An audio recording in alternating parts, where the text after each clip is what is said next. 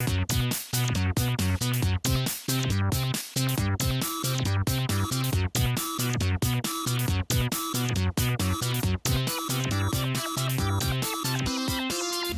mes petits amis du 21e siècle. Aujourd'hui, attention, une émission un peu culturelle, histoire d'élever le niveau. Ah, vous savez, la réputation du jeu vidéo, c'est bourrin, c'est relou. Non, pas du tout, ça peut aussi être très subtil.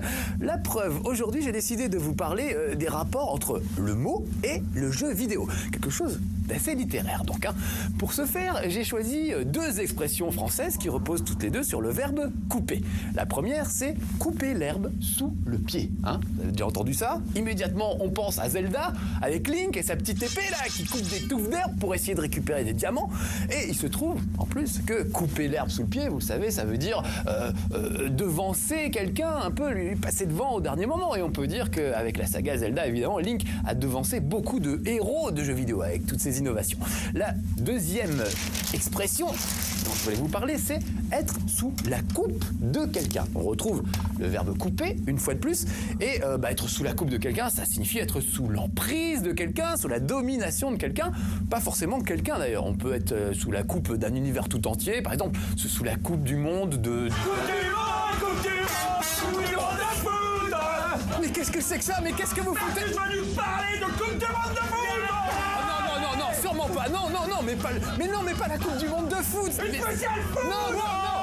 Écoute, calmez-vous, ça n'a rien à voir. J'étais en train de parler d'une expression, être sous la coupe de... Coupe du monde de foot.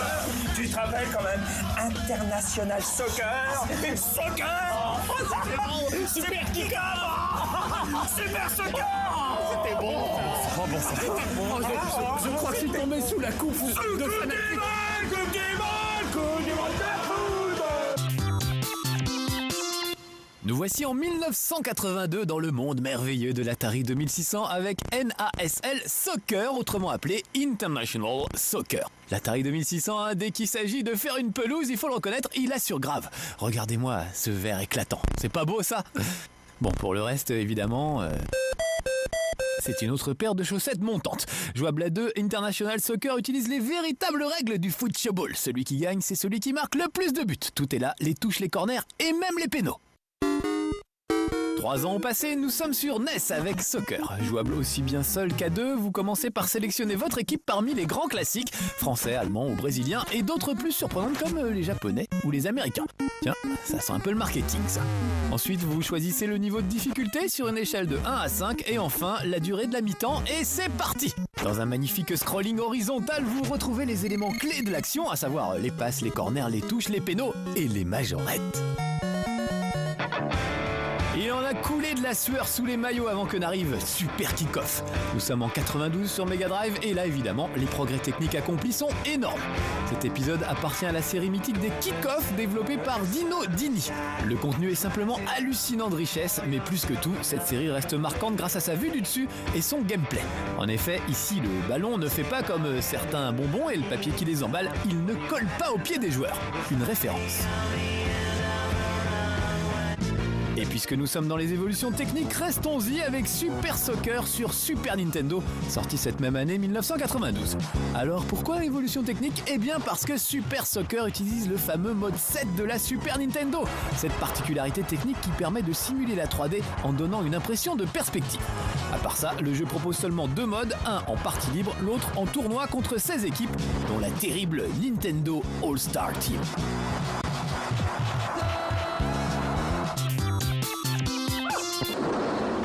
Audi, il va bien avec Parrain, là? On n'est pas bien avec Parrain? On est bien avec Parrain, là, hein? Ah, il est bien, mais il a pas voulu venir au parc dimanche dernier. Oh, Parrain lui propose d'aller au parc, il veut pas prendre l'air? Mais j'aime pas le foot! Oh, nom de Dieu! Je lui ai dit, viens avec Parrain, on va s'éclater, on va aller dans le stade, on va aller dans les tribunes, on va se jeter contre les grillas, ça va être super bien. En plus, Parrain va te prêter des magazines. C'est dire, l'occhio? Je sais pas, et tu prends le magazine, tu le roules en boule comme ça fait une belle matraque pour travailler avec les copains. Bah non, monsieur, il préfère jouer avec des jeux vidéo.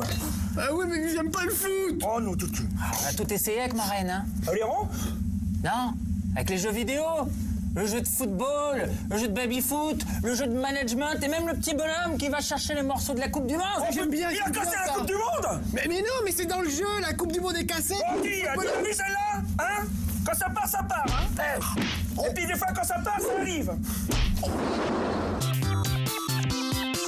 Le jeu vidéo a tenté avec plus ou moins de succès d'aborder le football sous des angles originaux, et cela dès son plus jeune âge, comme en témoigne Electronic Table Soccer sur Odyssey 2, sorti en 1980. Nul n'est besoin d'aller chercher les midis sous le soleil, il s'agit d'un jeu de baby-foot. 1 à 2 sportifs peuvent empoigner les 3 barres virtuelles qui commandent respectivement le goal, la ligne du milieu et les avants. Si vos brochettes de foot sont en mouvement, la balle est bloquée. S'ils sont immobiles, celle-ci rebondit tout simplement. Le premier arrivé à 10 points a gagné. Parmi les dérivés du jeu de foot classique qui ont connu un avenir radieux, il y a Football Manager, dont voici une version sortie sur Commodore 64 en 1984. Difficile de parier sur un jeu aussi austère, hein, des statistiques, des tableaux et de la gestion plutôt que de la sueur, des cris et de l'action à tout rompre. Et pourtant, la série des Football Manager occupe encore les meilleures ventes dès qu'un épisode montre le bout de son boîtier. Vous achetez et vendez des joueurs, faites les feuilles de match pour sortir votre club de la 4e division et le conduire en haut de l'affiche. On dit que la valeur n'attend pas le nombre des années, et bien pour les bonnes idées, c'est pareil.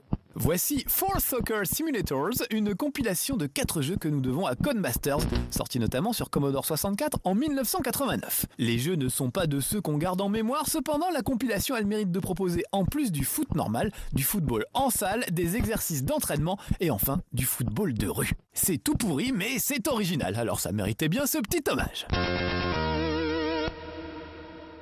Pour terminer cette série foot décalé, quoi de mieux que Soccer Kid, sorti sur Amiga en 93. C'est de loin mon jeu de foot préféré. Et si c'est le cas, c'est parce que justement ça n'est pas un jeu de foot. Les extraterrestres tentant de voler la Coupe du Monde de foot, quelle bonne idée, se crachent et la cassent. Aïe. Heureusement, Soccer Kid est là pour traverser le globe, la balle au pied, et retrouver les pièces pour reconstituer le Saint Graal des footballeurs. Ce jeu de plateforme original montre que finalement, un ballon de foot, ça peut être drôlement utile. Pelé 1970. Pelé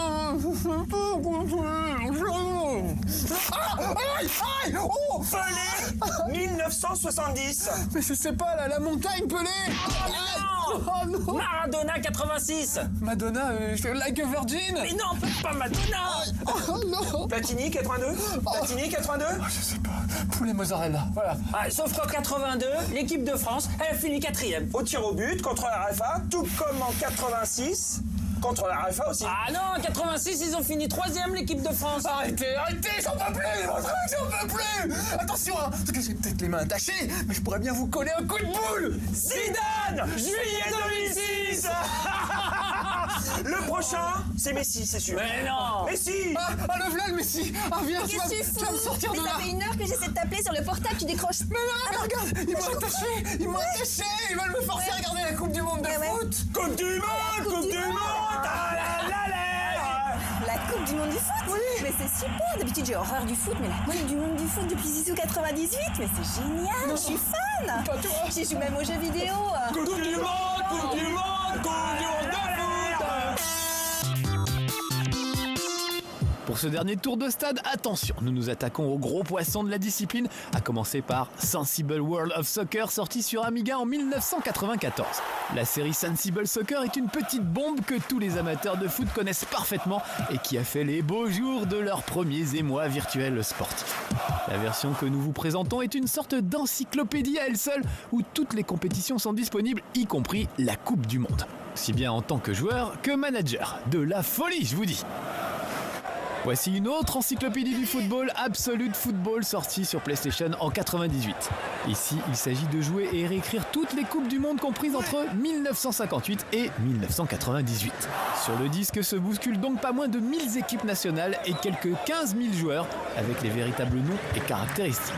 Les fans de foot ont de quoi avoir des réactions physiologiques incontrôlées devant une telle annonce.